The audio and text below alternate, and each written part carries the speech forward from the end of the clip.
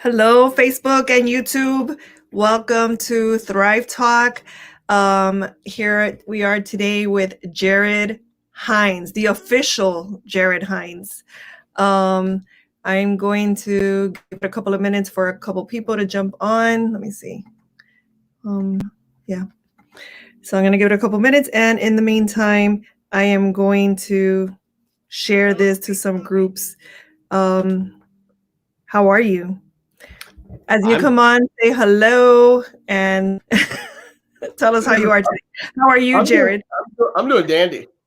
Baby literally just went down for bed, so I cannot complain too much really about anything because peace and quiet, it is a rare commodity around my house. So you just really take it whenever you can get it. You know what, Jared? In a couple minutes, you'll know why he's saying what he's saying.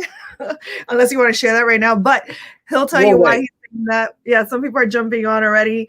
Guys, since you're jumping on from different groups, I can't see your name. I just see Facebook user. So just say who you are. I see hello, I'm good, but I don't know who it is.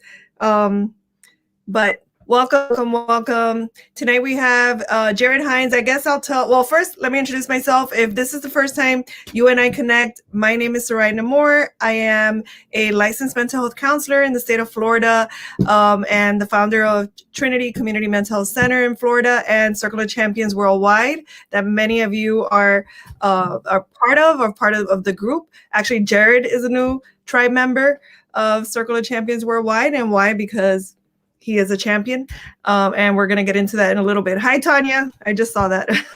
Hi, Sarah. Okay, so people are jumping on. Sarah. Tonight I have, again, Jared Heinz. I met Jared Heinz probably, I would say was 3 weeks ago? I think it was 3 weeks ago, on a training that he was doing with someone else called Dean Forbes that was also on here a few weeks ago. And they did a really awesome training on branding yourself and telling your story and that sort of thing, creating impact through your story and through your branding. Am I getting that right? But it was really great. And I'm currently in their 30-day challenge. We're on day 11 today. And if you're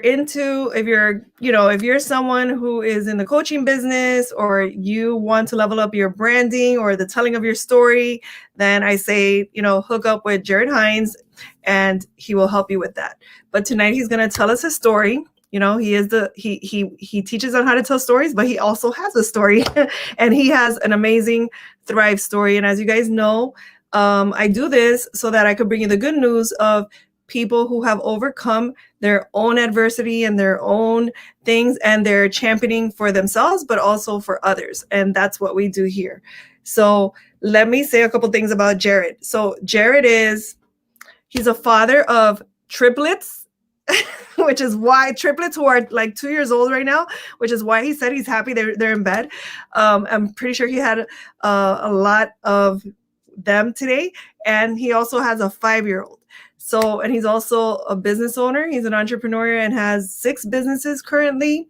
And that's not even speaking of this branding thing that you're doing right now. So it's pretty much like 7. It's 7 businesses at this point. And he definitely wants to impact lives and change lives. And I think I'm just going to hand it over to you to say a little bit more about yourself. Sure. Well, thanks for the awesome introduction. And if you're new on here, I just gotta be really upfront. And something I do on my show called Empower Hour is I always ask for something really critical. And Sarai, I'm going to even ask you that while I have this short time with all of you here today, that do I have your permission to speak a little bit of that thing called truth, to speak some life, be 100% completely real, blunt, and honest with each of you this lovely evening? If so, I need you to comment below, yes. If the answer is no, and I always say this, why? Because there's this old adage that says, you'll know the truth and the truth will set you free. And sometimes when we get enthralled in the things of this world, we tell ourselves comforting lies. And and other people around us will also tell very comforting lies. And then we get stuck in this false reality, wondering why things don't change day in and day out. Why do the rich get richer and the poor get poorer? It's this very concept. And so it's very critical that I have your permission to speak full truth. And if the answer is no, I'm going to encourage that you back off and then come back once you're rekindled, once you're ready for the truth. So if I do have your permission, go ahead and comment below yes. If the answer is no, like I said, come back and then get to commenting below. But I guess with that being said, if you're still on and watching this, you're ready to handle the truth. Sarai, are you ready for some like craziness? Well, we wouldn't have it any other way. And I'm seeing yeses. I'm seeing, hey, speak the truth. So people are ready for the truth. Oh, by the way, guys, if you like my new background, it's, Jared just gave me that like 2 seconds ago, that whole background. The background of what this like flashy black background, because it was all black, because I am all about black. But tell me if you guys like it. All right, and we're ready for some truth, Jared. For sure, absolutely. So where do I start? Holy cow! I'm very curious. Also, with whatever line of work you're in, line of business you're in. Just what you maybe even just do for a living, go ahead and drop that below in the comments section, and then Sarai is going to relay that on to me because sadly I can't see any of the comments, but she is a great informant and does probably one of the best jobs informing that I may have ever seen. So yeah, kudos to you on that one. And so when it comes to this thing called story, and one of the things that I always speak on is that many people, they talk about this thing called story and the importance and the overall significance behind what's the power behind a story? What's the impact that you're trying to make? Why on earth should I even be telling anything about my story? Who's going to care? Who's going to give a damn? Surely nobody's going to care and want to listen to what I've gone through. Have you maybe told yourself that? I know I have on many occasions, but for me, the very first time that I told myself that, hey, dude, you aren't good enough. It brings me back to when I was 5, and here I am on this little 5-year-old. I wake up, it's a Saturday morning, and I get super fired up and super excited. And I remember I threw back my Ninja Turtle blanket and I run over into the living room. And if you're unfamiliar, I was raised in a trailer park. And so you better believe when it comes to the definition of that trailer, I don't want to say trailer trash, but the trailer park that we were in, it was trashy. So I guess you could slap that label on my forehead. But I didn't know any better, right? Here I'm just 5 and I'm just doing my thing. So I remember running out into the living room, and then I passed the living room, went right into the kitchen, poured me a nice bowl of long forgotten Frosted Flakes. Yeah. Then you just start advertising those things a whole lot more. That was probably the best cereal ever. And I pour the bowl of cereal, and I go and I sit down on the couch, and I turn on the TV, and maybe you remember this, maybe you don't, but there was that very, very, very infamous part of growing up, which was Saturday morning cartoons. Well, at least it was for me. And I turn it on, and I hear this theme song, and it goes, go Power Rangers. And I was like, that brought everybody back to something. I'm sure everybody heard that. I was like, what is this? Like, it's the coolest thing ever. So I'm sitting there, I'm eating this bowl of cereal, and all of a sudden you could just feel the atmosphere had changed as my mom, you could see her, she stormed in through the front door, and she had tears just tumbling down her face, and you could just tell she was extremely angry. And she looks at me and she hands me the phone, and she says, "Take the phone." And I was like, okay. So I grabbed the phone and I said, "Hello?" And on the other end, I hear, "How's my boy doing?" "Oh, hey, Dad, how you doing? Where you at, Dad?" "Son, I gotta be quick." I need you to step up and take care of your mom and sister for me. I'm not going to be coming home for quite some time. What do you mean, Dad? Like, did I do something? Like, Dad, hello? Dad? Yeah, I'll clean my room. Like, I'll listen better. And whatever you need me to do, I'll do it. Like, Dad, like, why aren't you coming home? Dad, talk to me. Dad!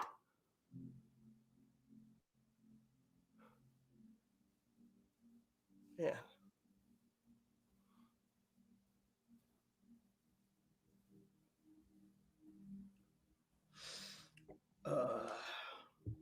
I remember my mom, she snatched the phone away from me.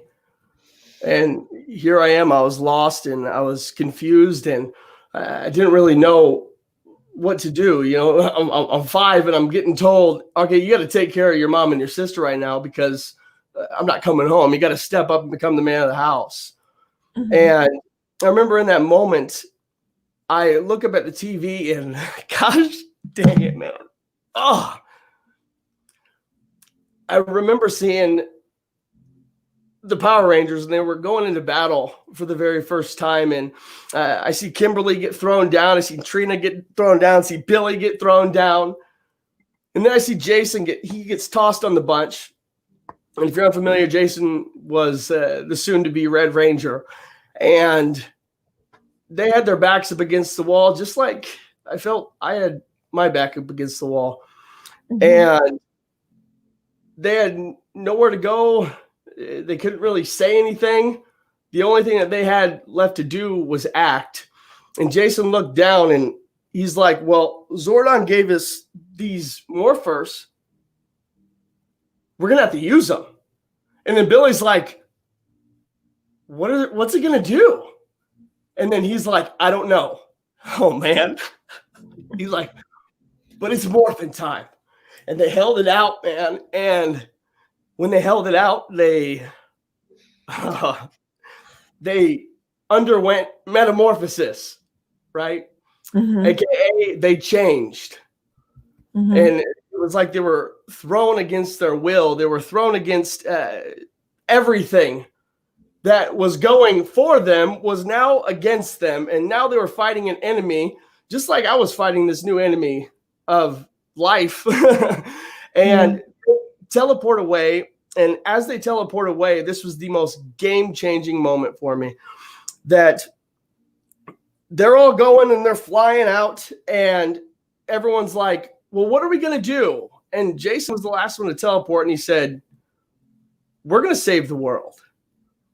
And it was in that very moment that I felt I had to morph, that I had to save my world. And that was the first Sarai moment where I had to really step into this role of this man of the house and uptake this newfound responsibility that no 5-year-old should ever have to uptake for him and his family. So anyways, yeah, that's the intro. I apologize. Your intro, a lot of people could identify with that intro because a lot of us have been placed in situations as children that we didn't belong in because we're not grown up children. We're children. So I'm sure a lot of if you're able to identify with that feeling that you were thrusted into a position as a child that didn't really belong to you and you didn't even know what to do with that newfound position, just let us know that it resonated. Say it resonated, because that's what we're here for, to let you know you're not alone. Other people have gone through similar things, maybe not the same exact story, but same feeling behind it, and they're doing great things. So thank you for being so vulnerable and telling us your story. Tanya says, I grew up in foster care, and I get it. And Sarah Jo says, I grew up in a trailer. Yes, Saturday morning cartoons.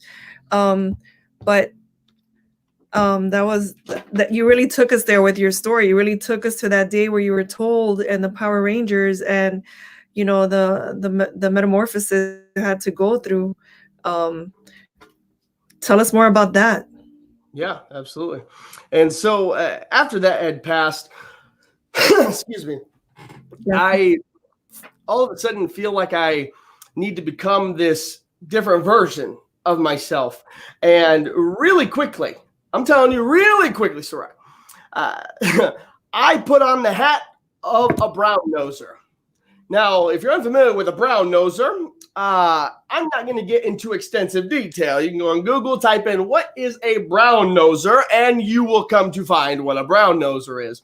And I put on this hat of a brown noser, and quickly by the age of 6, I was a professional brown noser. Everyone everywhere was looking to hire me as their own brown. No, they weren't. But I remember I get into kindergarten, and I'm teacher's pet, and I'm literally following teacher around, trying to be this perfectionist, trying to be this child who could be capable of becoming desired by other people, as I had felt tremendously as if I wasn't desired enough by my own father.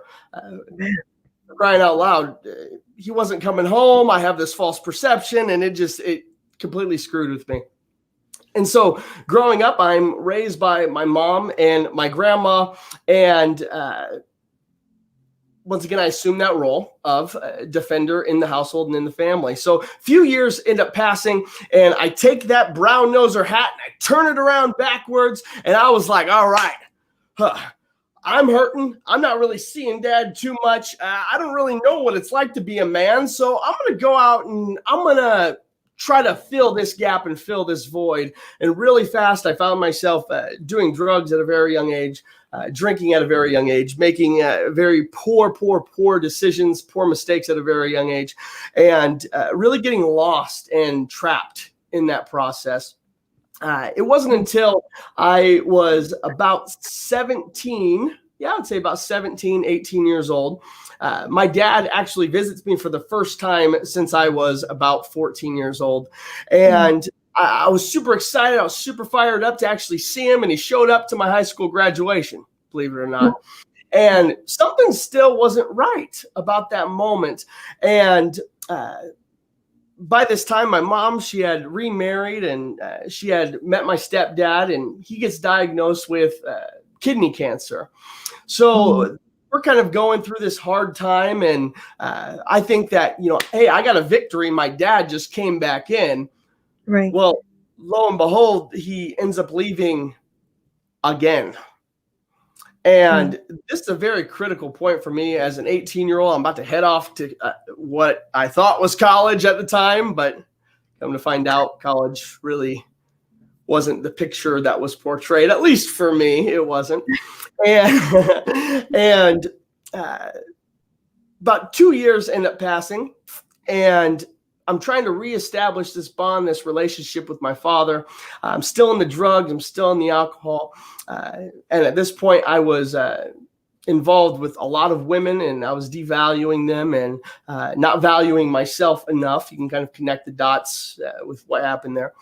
And I get a phone call while I was at work that they had found my dad dead in his bathroom.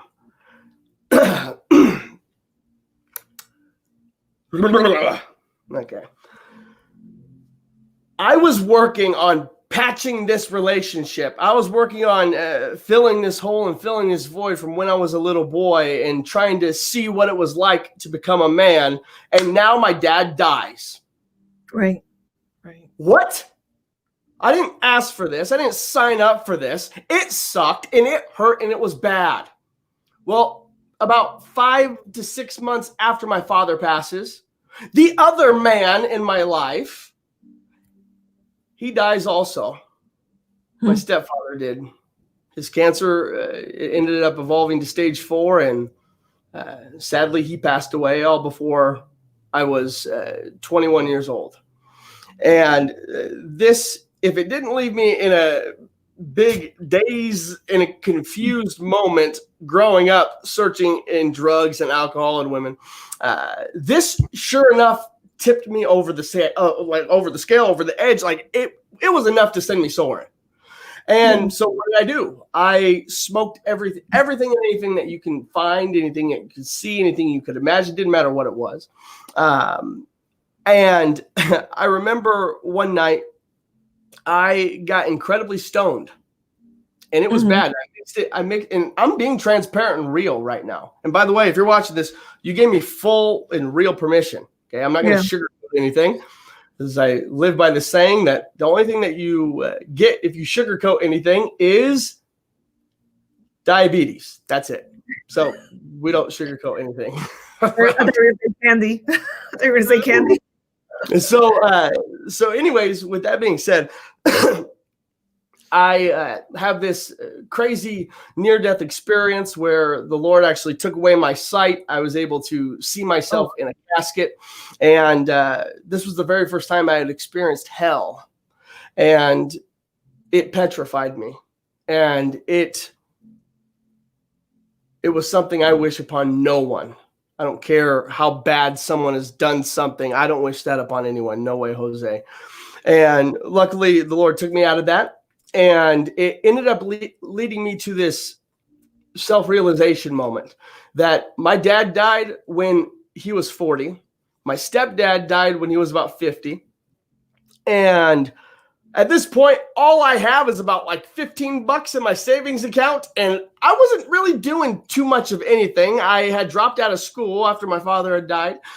So I was like literally the definition of a loser. That was me. And I remember waking up one day and I was like, he died at 40. I could literally go at any time here. All right. And because I can go at any time, I'm leaving.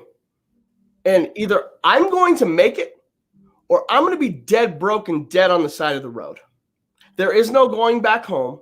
There is no going back to a safe haven or going back to a plan B or C or D. And boy, you could better believe me, I had a plan for every freaking letter in the alphabet. Like it was like, okay, if this didn't work, then this, then this, then this, then this. And I had everything mapped out. And this was the one time I actually made the decision. I stopped being a coward. So this was a major turning point, that moment. Absolutely it was. And I remember I packed up my bags. It was $13 that I had in my bank account. And I went and I put that in my gas tank and it filled me up full. And I left from my hometown to Omaha, Nebraska, where this would start the homeless journey for about 4 to 4.5 years. And when I say homeless, I mean not like, going to like the homeless shelter. No, I mean homeless in the back of a car. But the thing that I did differently was I had this burning desire. And this burning desire was that I'm no longer going to be the most worthless tool in the tool shed. I'm no longer going to make an excuse. I'm going to stay up late, and I'm going to wake up earlier than anyone else. I don't care if I'm in the car, and I am going to find out a way to make this thing work. I didn't even know what it was that I was going after. Were you yourself those 4 years in the car? For the first 2.5 years, yes. But then the second 2 years was, I'll get to that here in just a moment. Okay. But I start studying. I didn't really have too much. And my mom, she had fronted me a little bit of money for the phone bill. So I got on YouTube and I listened for the very first time what's called The Strangest Secret by Earl Nightingale. And it made sense. And I was like, man, if a man plants a seed of nightshade in his mind and he waters that nightshade, a deadly poison, he is going to reap exactly what he had sown.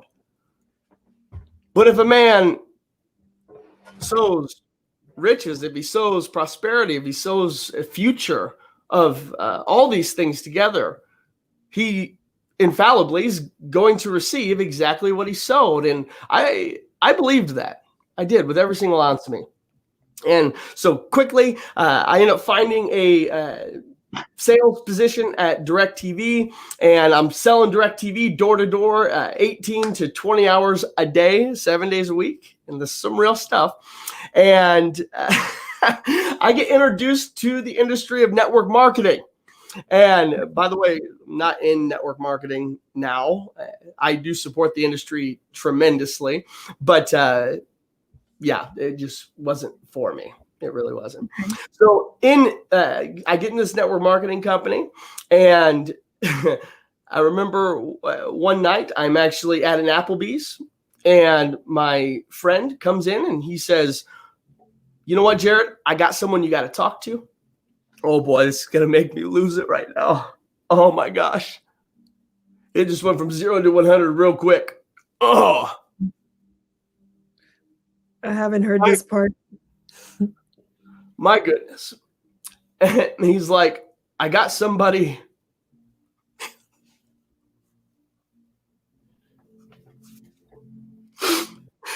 Oh, jeez. "I got somebody I need you to talk to about this business, man." He's like, "I think you're really going to like her. She's a hard worker. She's ambitious. I'm going to go get her real fast." And unbelievable. Sorry, I apologize. I love my wife, man.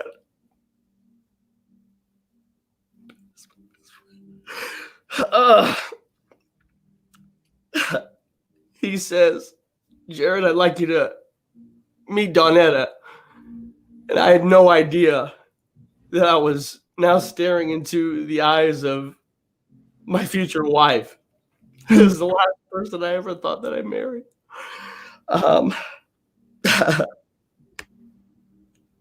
Unbelievable.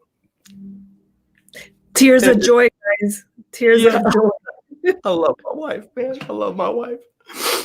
So, anyways, she has a 3.8 GPA. She has about 2.5 months left of high school, full ride scholarship going to school and for college, for nursing. And she gets started in the business and she's doing tremendous. And I get a phone call, and the phone call says, "Jared, I can't do this anymore.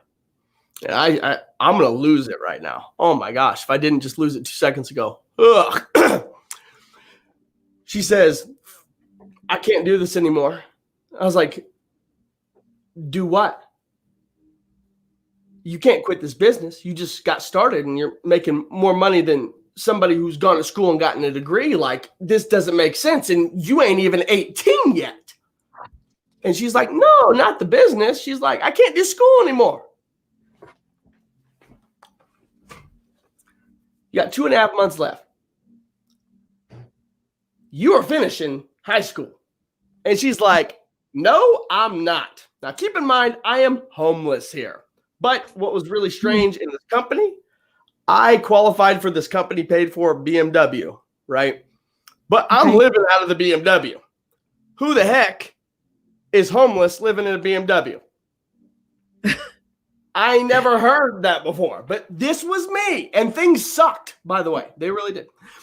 And she's like, "Nope, I'm done with school.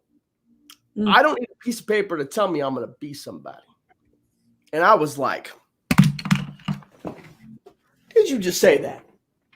Like, I'm thinking this to myself, like, did she just say this right now? Oh my gosh. Like, what kind of a human being is this?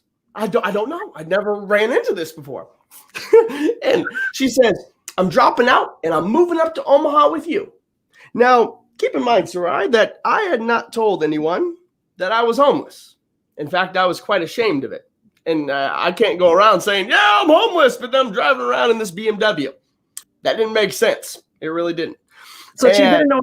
She didn't know that you were homeless either? No idea. Okay. Oh, wow. Oh boy. So she drops out of high school, packs her bags, gets in the car, and I'm just like, like, we can't do this. Like, you can't do this. Like, no. She gets in the car and we drive from her hometown to Omaha. And I pull into the hotel parking lot to where I was living at. It was a nicer hotel. And I was like, nobody's going to question a BMW here all the time. This is a great place to post up. Nobody's going to break in. I am A-okay. Like, that was my philosophy.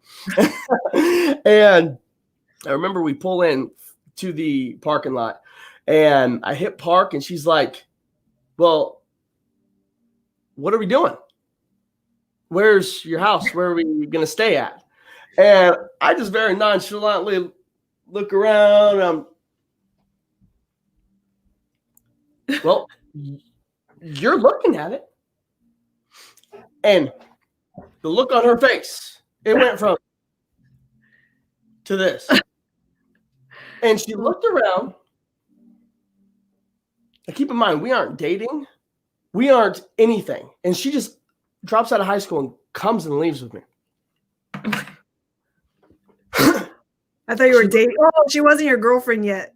No. Oh, she was a friend. Yeah.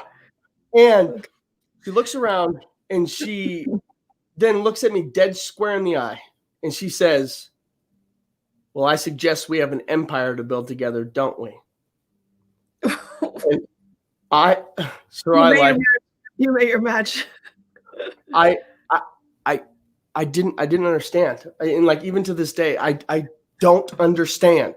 I don't understand it.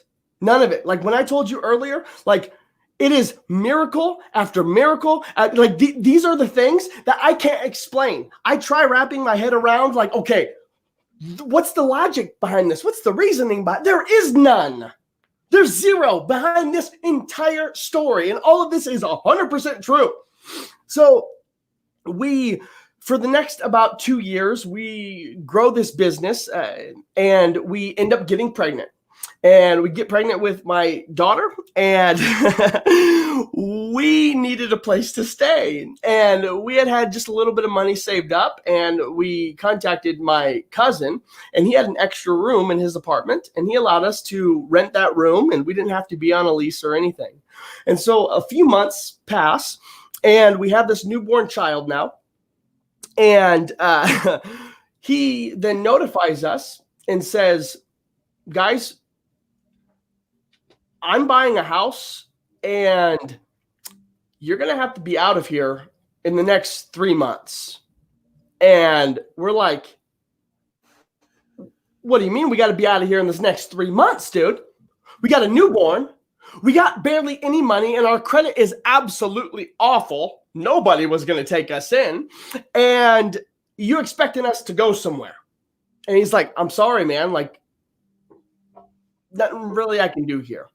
So kind of freaked out a little bit. I'll be honest with you. And so Dawn, she's like, that's my wife's name, Dawnetta. I'll call her Dawn all the time. And she says, well, we need to figure something out right now. And so I was like, okay. And she, this whole time was, have you ever seen like at the Planet Fitnesses or the Blue Moon gyms, how they have those free trainers? Yeah. That you can use? Well, she was actually contacting one of those trainers. Okay. I'm a trainer. I've been a trainer now for the past, 10 years. Okay. And I find out about this while all this is going on, and it pissed me off. I'm talking bad type pissed off. So I remember I took the last of our money and I go to the store and I grab some ankle weights, I grabbed some resistance bands, and I grabbed a few other items, and I come back home and I remember I threw them at my wife and I said, put these on. You are not going to, at the time it was Blue Moon Fitness. I was like, you're not going to Blue Moon and having another trainer. I'm going to take you through this program that I made back when I was 18 called Booty Sculpt, and we're going to get this damn weight off of you. Oh, and she's like, okay. And so in the next about 2.5 months, we took off 68 pounds off of her after having our daughter. And her transformation, was probably one of the craziest things I have ever seen, period. In fact, I'm not going to have you go and do it. I probably should have given it to you before we got on here, but didn't know this part of the story was going to come out. So anyways, it goes from like, man, I've gone 0 to 100 real quick over the course of this duration together. Her transformation went 0 to 100 real quick. And all of a sudden, she starts getting a lot of shares on her transformation. And from there, our first company was born, which is called 𝒊𝒏𝒈 Sculpt. And in the first 18 months of 𝒊𝒏𝒈 Sculpt, we helped about 1,200 women and moms lose their weight, tone up, really get their bodies back. And we went from 0 to 1.76 million in 18 months. And it was the most unbelievable thing I have ever, and I when I say ever, I mean ever, experienced. What do you think contributed? What do you think contributed to that success from 0 to 1 point? Say it again. 0 to 1.3 million in 18 months. 1.76. 1.76 million, and that's like an online type of thing that you were doing. Yes, and so this was long before the. And by the way, I'm a big believer that every single person, if they are rendering the value, every person who renders greater value than what they're paid for, they will eventually get paid for more than what they do. Yeah. Okay. It's okay for that. For me, for the longest time, I felt like I wasn't worth having any finances. I wasn't worth getting out of debt. I wasn't worth any of that. I wasn't, no, I'm not that type of person until I became that type of person. And that's when everything absolutely shifted. But you had said, can you share like your like if you think about it right now, or I don't know if you've thought about it before, can you share like what do you think contributed to saying I was not that type of person and then I became that type of person? What's on that bridge? Like, how did that bridge happen? How did you become that type of person? Which it makes sense, with everything that you shared, being a perfectionist, that all comes from the feelings of worthlessness, brown noser. So obviously I'm going to point out one thing. One thing that it sounds like really helped you was having the love and support of your current wife, of your wife who became your wife. So having her love and support, I feel, was part of this transformation. What else do you think was part of that transformation? There were two very important things. The first one was I started to realize that the stuff that was happening in my life, it was not by accident. This was so beautifully, perfectly orderly. Ooh, what a great word. Orchestrated. It seemed like chaos to me, but it was so perfect that there was no logical explanation for it. None. Like this whole process. Zero logic, which allowed me to strengthen my faith. And by the way, I'm probably one of the most imperfect people anyone will ever meet. I screw up. Sorry. Thought I had do not disturb on. I screw up. I make more mistakes than anyone. And I just really want to make that clear, that in order to exert that faith and actually receive things that have been destined unto you since the dawn of time, you don't need to have your stuff together. In fact, it's the moment that you think you have your stuff together that everything actually falls apart. Right. Okay. Did you guys hear that? You don't have to have it. So one of your secrets is you don't have to have it together, even though I don't think you planned it that way. Just in hindsight, you realize I didn't have to have it together. Right. Absolutely.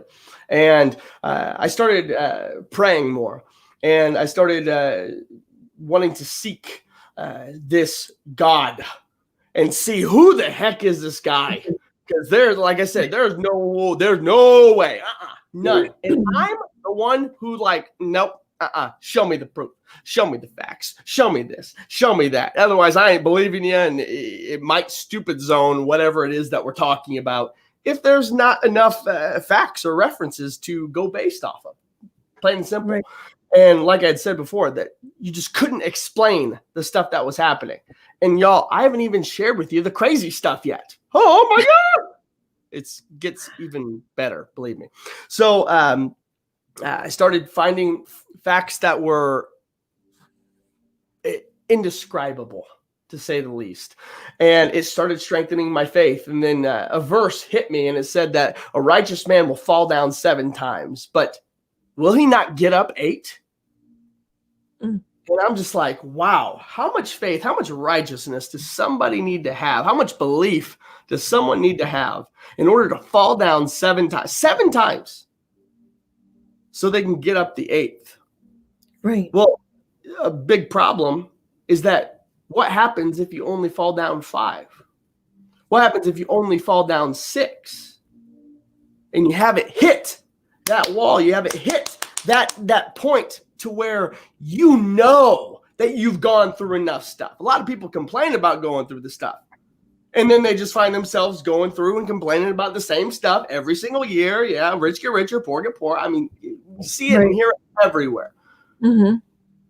But there's that one point that you don't even need to tell anyone that, yeah, I'm working towards becoming better. No.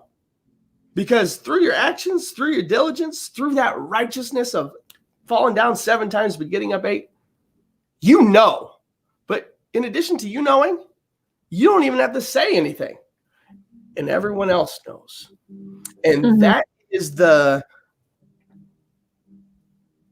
game changer when it comes faith-wise. Then it starts to becoming about everyone else and not just yourself. And I think that I became that person who was capable of receiving this next chapter the moment that I stopped being selfish. I stopped wanting to become better for the sake of me, but I started to want to become better for the sake of absolutely every single person that I would yet come in contact with. And that's what really fueled me and drove me. It really did. And that was the first piece of the puzzle. The second piece of the puzzle was that when it comes to people say self-growth, I don't know if I gave this another definition or if, man, I'm trying to think of the right word here. Maybe there isn't a word. I just need to explain it. I spent at least, it was a minimum and it was a requirement for about a year. And the first year was when I was living in my car. The second year was post Booty Sculpt. So the year after we had started Booty Sculpt, I spent an entire year reading for a minimum of 12 hours a day, 7 days a week. There was no rest. There was no break. Sometimes I'd read 2, 3. I believe I even read up to 4 books in one day before. And intaking all this experience from all of these other people, especially in areas that I knew that I needed to improve in. I was like, shoot, man, I ain't going to just go learn the old way. I want to find out how these people screwed up, learn from it, so I don't got to screw up that way. Like I got a world to save here, right? And so I ended up going for at least 12 hours a day. Some days it stretched on an upwards of 16. And then I go to the gym, eat, sleep, wash, rinse, repeat, do it again, do it again, do it again, do it again. And it really changed me when I saw, do you know who Mark Cuban is? Mark, yeah. Mark Okay, Cuban. so owner of Dallas Mavericks, multi-billionaire. He had said that him, Bill Gates, and Warren Buffett, they read at least 4 hours a day, and that's why they're billionaires. Yeah. And I was like, this is it's the common thread in like the story of so many successful people is to read. Right. And so here's a cool little thing here is that with Audible, have you heard of Audible? Yeah. Mm-hmm. Okay. So with Audible, what they'll do is they keep track of your listening time. Okay. And Okay. when they keep track of your listening time, there's a total, and that total gets reset at the end of each and every year. Okay. So we're in month 12. So this is just to give you a perspective. Oops, there we go. Where are we at? Wait, now I have to put my glasses on. Let me see. No, you're fine. You're fine. And so that says total time listened is 2 months, 7 days, 3 hours, and 41 minutes this year. I didn't know it does that. I need to check my Audibles now.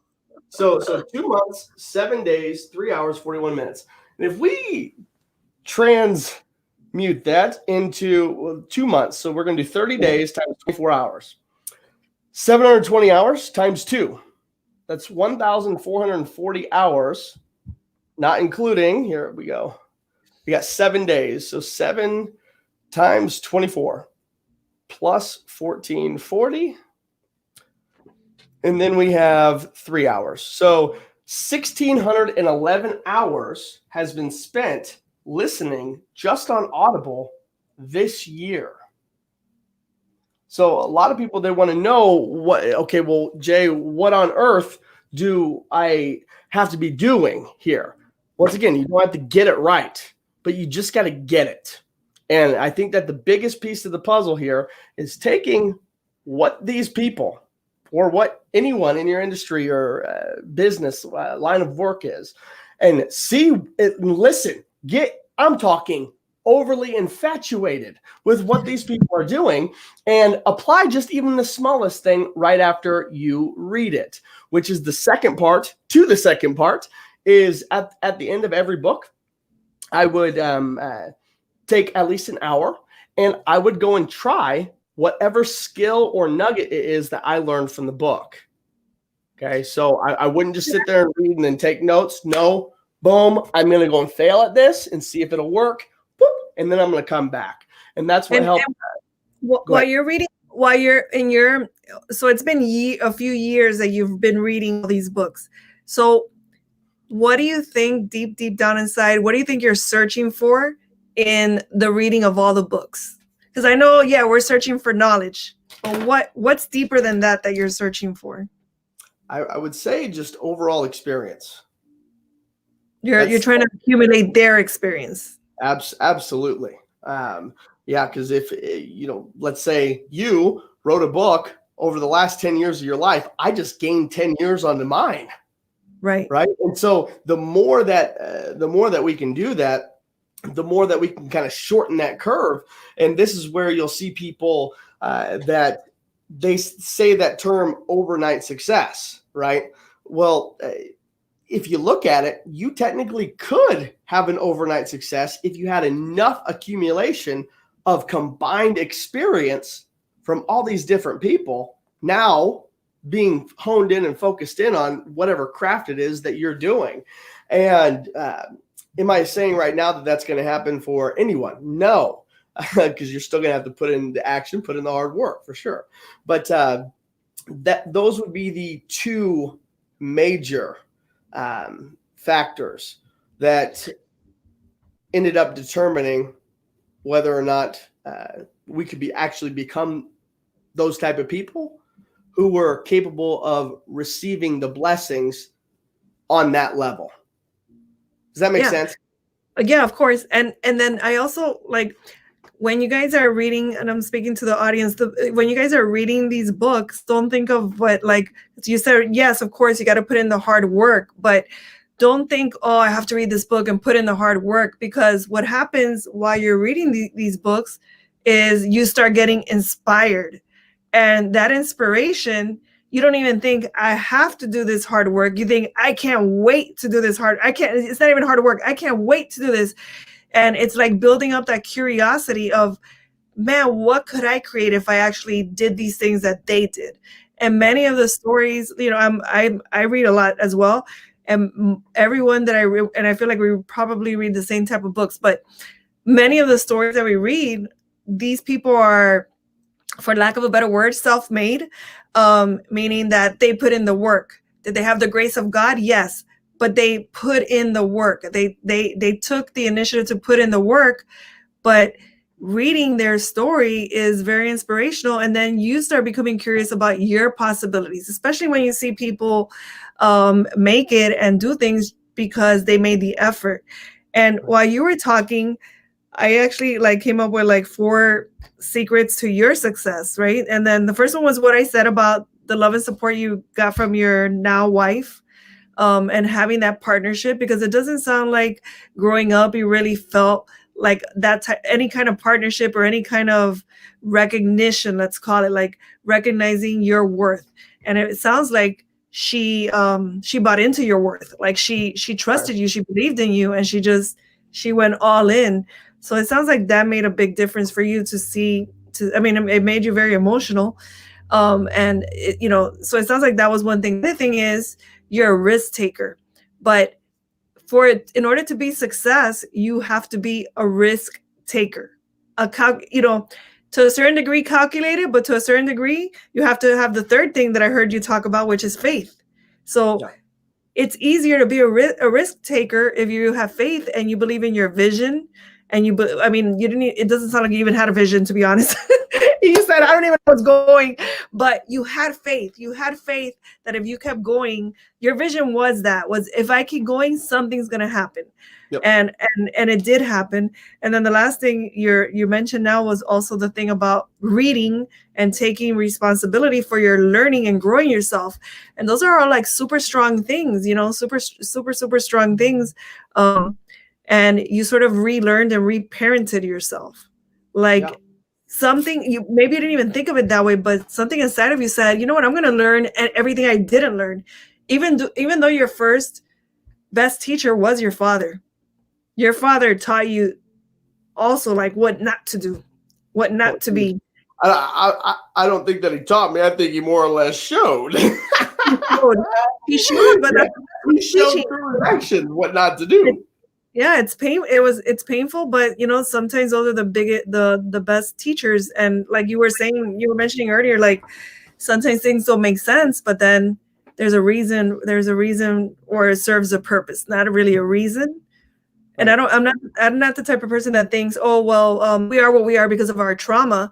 I think you've become what you've become because of your resilience and because of your resourcefulness, because you've been resourceful the whole time. The whole time you were resourceful. And you were also creative.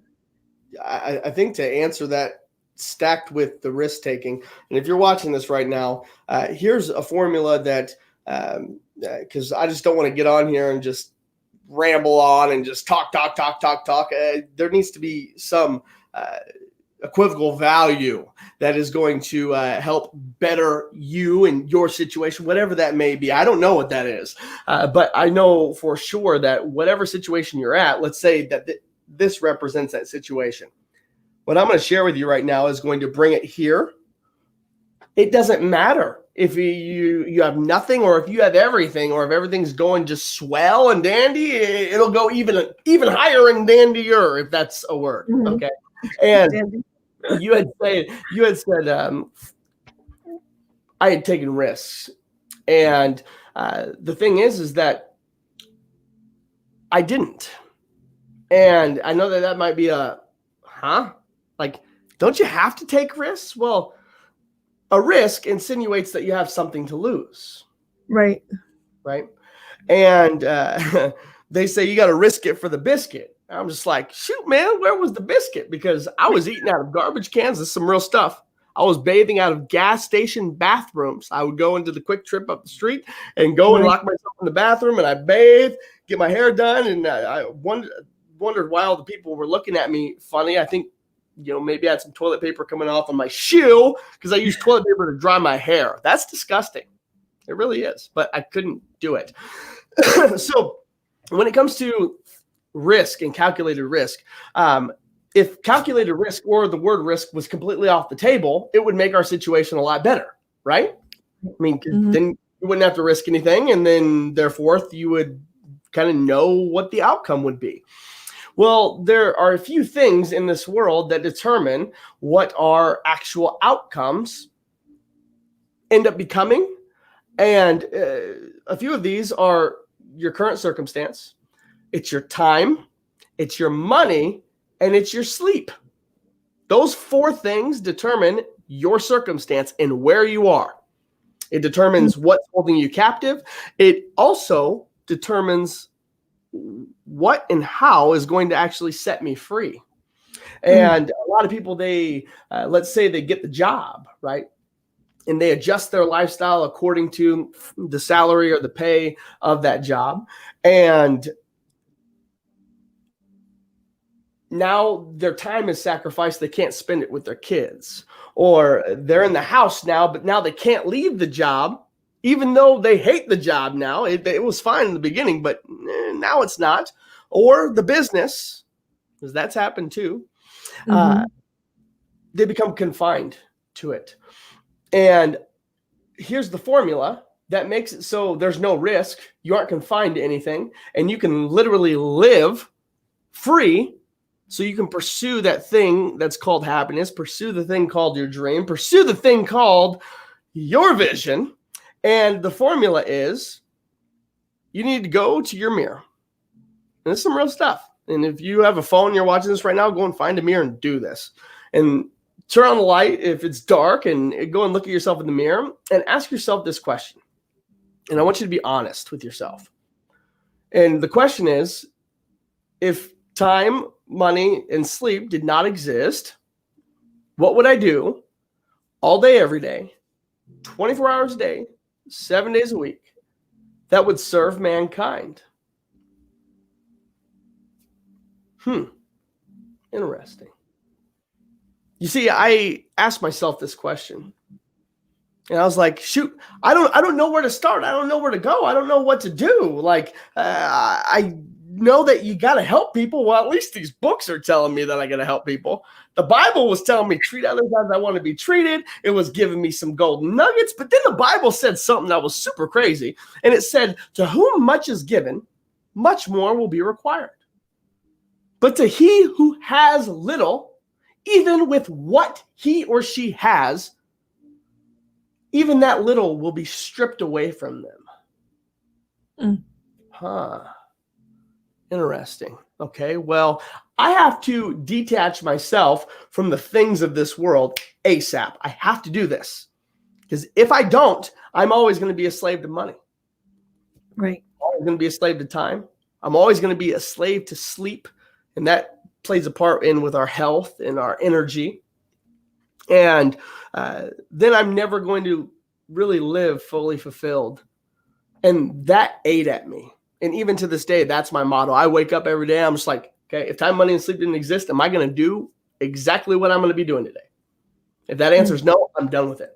I've quit companies over it. I've stopped writing books. And by the way, like I've published 6 books now, actually working on the 7th, which is incredible. But if I were to wake up and the last piece of that book, I was like, nah, I don't want to write that today. I'm going to crumble that book up and I'm going to throw it away. Why? Because I'm not going to be bound and confined by time, money, or sleep when it comes to this book. You don't need to pay me a dime to do the things that I do. But that same philosophy resided in me back when I was living in my car too. And I think that earlier I said that, yes, the faith side, yes, the reading side was huge. But I think the grand rule, the grand lesson was when I started living by this philosophy, nothing affected me anymore. I didn't, like I told my wife, I was like, if we lose the house, who cares? Now, of course, I don't want to lose the house, but who cares? Because what you bound on earth, you're going to bound in heaven. What you loosen in the earth, you're going to loosen in the heavens. And we're all going to die someday. I come to terms with that. So you might as well spend it living and serving accordance to your purpose. So anyways, yep, don't mean to get real philosophical on you. So that That's a grand nugget there. Absolutely. Find meaning. It's so basically find meaning in your life because you can't take the rest with you. Yep. And so like if you're charging for, let's say, a coaching practice, or you're charging for, I don't know, just really anything. If they stopped paying you, are you still going to serve them? Like literally, like if people stop paying you tomorrow and they said, hey, help me, are you still going to jump up out of bed and say, boom, let's go? And if the answer is yes, a missed payment ain't going to affect you. Right. Why? Because you're expressing that, okay, to whom much is given, much more will be required. Not of them, but of you. Much is going to be required of you. Because if you serve that person and you get them a result, are they not going to tell their friends, their family? Are they not going to speak well of you? Absolutely they are. Yeah. And I mean, it says in the book of Proverbs that there's your reputation, man. Like you're going to get a great reputation should you serve people. And these are the facts. So anyways, to bring it into the landing of, holy cow, that hour went by like really fast. It went by so fast. It went by so fast. To bring it for a landing, we fast forward about 3 or so years. My wife and I, we were living lavishly. We had about a 5,000 square foot home, multiple cars. We were traveling all around the world. And it was something that you see out of a dang movie. Okay. It really was. And we had arrived at the conclusion that, we don't need all this stuff. This is silly. If you came in our house, it looked like some homeless people were living inside the house, which, I mean, come on, it kind of were. And so we get rid of the house. We get rid of the cars. We go from 5,000 square foot home down to a 1,400 square foot home. And then we're like, you know what? Because we did this, we're going to celebrate. So we go to the Dominican Republic, come back. All right, baby. We got a 3-bed, 2-bath house, 1,400 square foot. Let's get pregnant. So we try one time in the month of August. Month of, I think, October comes. We go to get the first ultrasound. Or it could have been the end of September. And wow. The doctor at first told us it was twins. And as you could imagine, I was pale in the face and almost threw up and everything. And then the doctor ends up saying, there's a third heartbeat. And I'm like, dude, you are stupid, man. Like, how in the heck is 2 babies going to have 3 heartbeats? And then I was like, oh, shoot. You know what?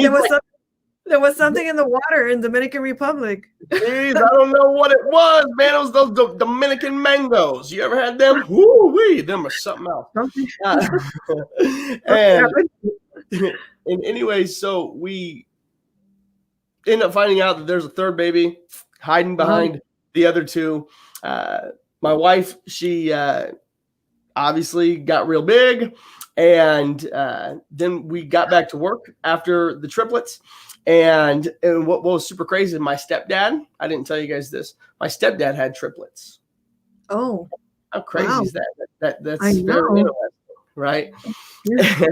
And from another strange thing in the story, right? Yeah, right. Geez, like, another, okay, I'm trying to calculate this. And if you try doing some odds on this, I don't know what the heck's the chance of trying one time having natural spontaneous triplets. I just don't know. Here you go, Jared. To whom much is given, much more will be required, my friend. Yeah, yes, for real.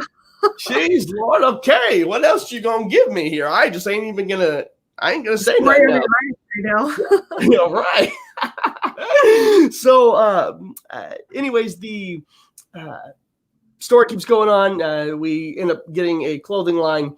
I buy a software company and end up writing a few other books in this time frame. And now we have probably one of the craziest lives that you may ever see. If you come into my house, it is literally like the Brady Bunch times 20 all day, every day, and it does not stop around here. So, yeah, that is hey, story of me in a brief nutshell. There's a lot of other craziness that has taken place, but just for the sake of time, I'm not going to really get into that. But my message to you watching this is that wherever you're at, whether it's just starting, whether you've been going for a while, whether you're super, boop, you're up there, or not really happening for you right now. Ask that question.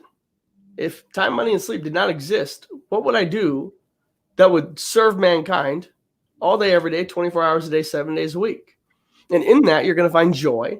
You'll find happiness. You'll find fulfillment. You'll find love. But most importantly, you'll find peace in a very loud and noisy, crowded world. And I believe then and only then you'll be able to carve your gap and make your mark and make your difference and really share your story, because you have one. No matter how great or not great you may or may not think that the story is, you have yours. And the world's itching to hear it. So, Sarai, I'll go and I'll pass that on over to you, and we'll just kind of take it from there. But tonight's been absolutely incredible, to say the least. Thank you for sharing your story, and thank you for sharing your lessons.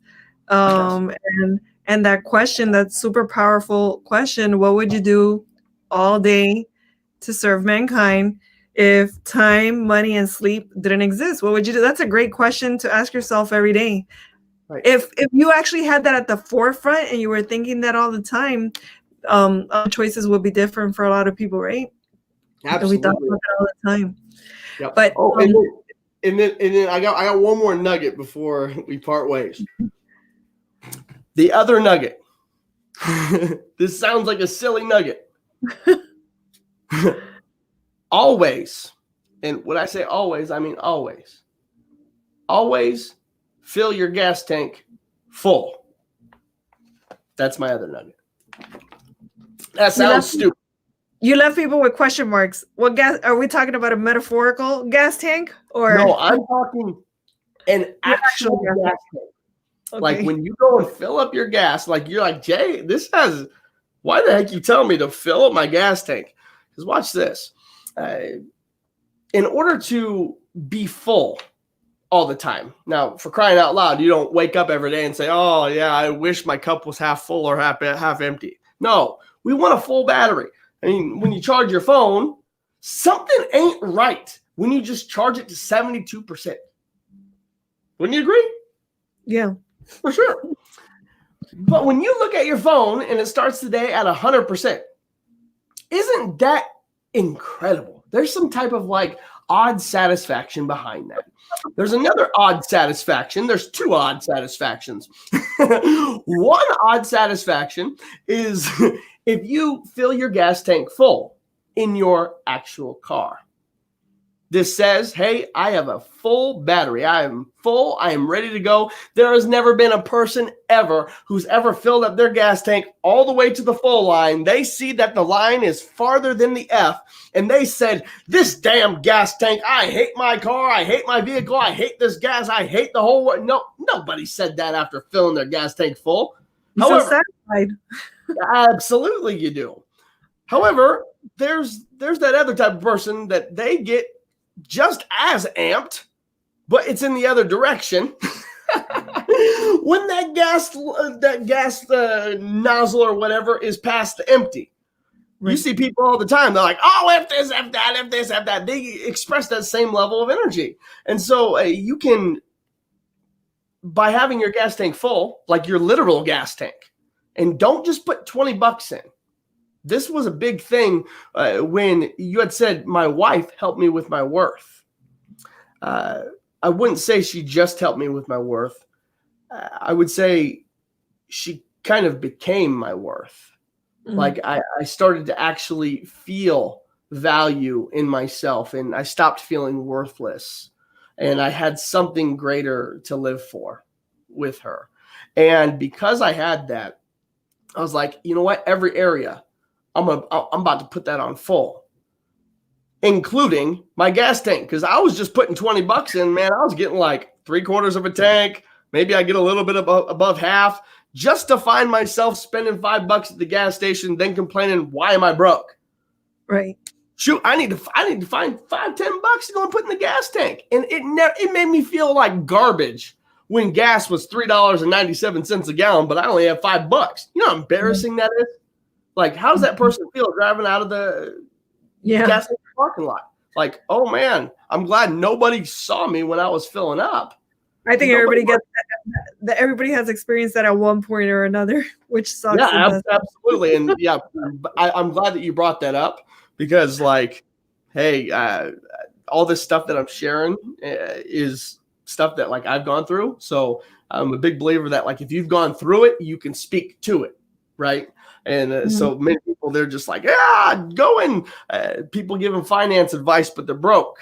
That ain't bad. Fitness advice, but they're overweight. Right. Can't do that. It's kind of like a bad game of catch-22. Like, no way. So fill up the gas tank.